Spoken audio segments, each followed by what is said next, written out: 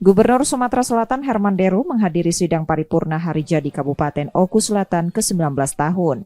Gubernur mengapresiasi kemajuan di kabupaten berslogan Bumi Serasan Seandanan ini karena mampu setara bahkan lebih dibandingkan beberapa kabupaten dan kota di provinsi tersebut.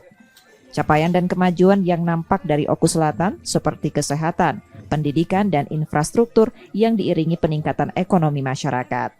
Capaian di sektor pariwisata juga berkembang dengan menjadikan Sriwijaya Ranau Grand Fondo masuk kalender event nasional, selain event lain yang digelar di kawasan wisata Danau Ranau.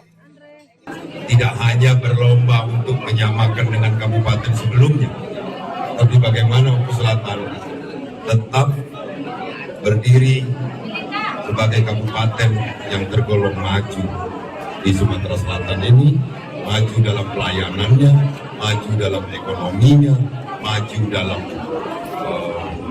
kehidupan sehari-hari masyarakatnya dikarenakan kemandiriannya. Pemerintah provinsi berjanji akan mendukung dan memberikan bantuan stimulan untuk kemajuan kabupaten dan kota di Sumatera Selatan. Setia Budi, Kompas TV, Ogan Kombring Ulu Selatan, Sumatera Selatan.